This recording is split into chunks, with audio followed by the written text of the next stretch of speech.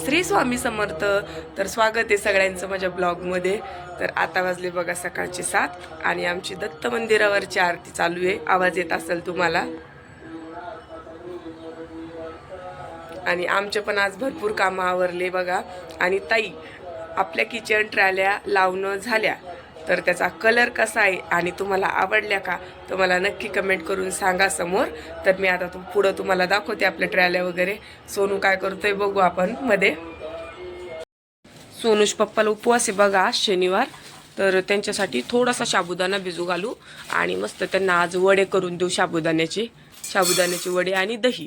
त्यांना साबुदाणा आवडत नाही. आणि आम्ही करणार आहे बटाट्याची भाजी, चपात्या आणि इकडं धिरडे. तर बस आला ते एकटीच आहे ना, ते भरपूर होतो. तर समू उठलेली आहे बघा इकडं. समूच्या गप्पा ऐकू राहिले मी. बोल समू, बोल बोल. तर इकडं घेतलेले बघा मी समूला.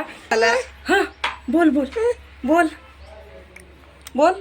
आत्तू समू आत्तू म्हणायचं शिकली बघा ताई. मी खोटं नाही बोलत, खरंच इतकी छान आत्तू म्हणती. आत्तू नाही ना, आत्तू ना, आत्तू आत्तू आत्तू आत्तू. सीता नाही, आत्तू आत्तू. आत्या आत्या आत्या म्हण ना पिलू, म्हण ना.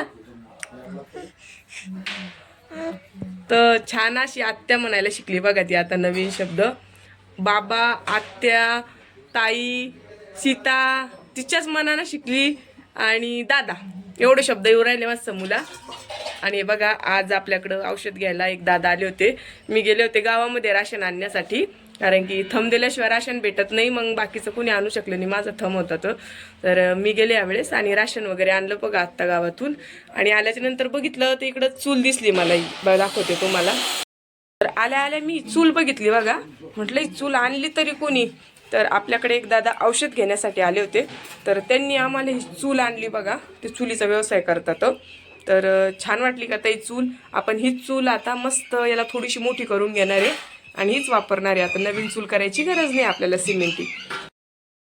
तर आता आज बघा समू झोपलेली आहे झोक्यामध्ये. फॅन चालू आहे त्याच्यामुळे तुम्हाला आवाज व्यवस्थित येत नसेल ताई. आणि मी करते सोनूज पप्पासाठी साबुदाणा. तर साबुदाण्यासाठी मी हा बटाटा कापून घेतलेला आहे स्वच्छ पाण्यामध्ये धुवून. इकडं शेंगदाण्याचे कूट मिरच्या टाकून काढलेले आणि हा साबुदाणा भिजत टाकलेला होता. तर इकडं टाकलेले मी तूप. छान तूप गरम झालं त्याच्यामध्ये मी आता हे धुतलेले स्वच्छ बटाटे टाकते बघा. तर याला छान नरम करून घेते, त्याच्यानंतर मग साबुदाणा टाकते. तर झाला बघा ताई साबुदाणा. किती छान असा नरम झाला आणि मंद आचेवर केला.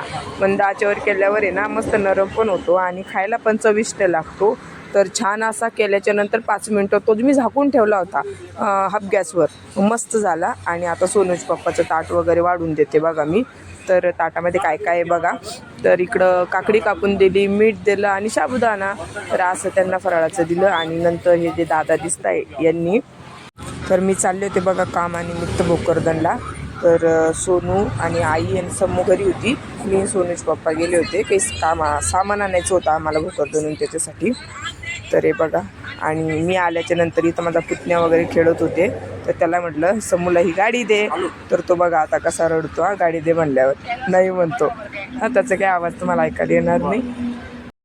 Bye bye. आम्हाला थांबा, आप्पा आम्हाला फोटो काढायचा आहे त्याच्यावर. थांबा थांबा थांबा. तर एका ताईंनी कमेंट केली होती बघा मला की तुम्ही गहू कोणत्या मशीननी साफ केले तर आम्हाला सांगा. तर आमच्याकडे त्याला उपनेर म्हणतात. आणि ती मशीन पैसे वगैरे काही घेत नाही. ते दादा म्हणजे आपल्याकडे येता आणि आपले गहू नीट करून दिल्याच्या नंतर आपल्या गोण्या मोजता आणि प्रत्येक गोणीला ते 2 किलो किंवा 3 किलो असे गहू घेता. तर आम्ही गव्हावरच ते साफ करून घेतले असे, कारण की टेन्शन नाही राहिलं आता परत दळण वगैरे करायचं. आणि बारीक गहू पुन्हा ते काँग्रेस वगैरे असतं हे सगळं साफ झालेलं आहे त्याच्यामधलं. तर तुम्हाला जर पाहिजे असेल तर तुम्ही तुमच्या आजूबाजूला विचारू शकता. उपनेर म्हणता त्याला. तर आजचा ब्लॉग छोटाच होता बघा. तर इकडे झोपलेली समू. तर आजचा ब्लॉग मी संपवते. धन्यवाद. बाय.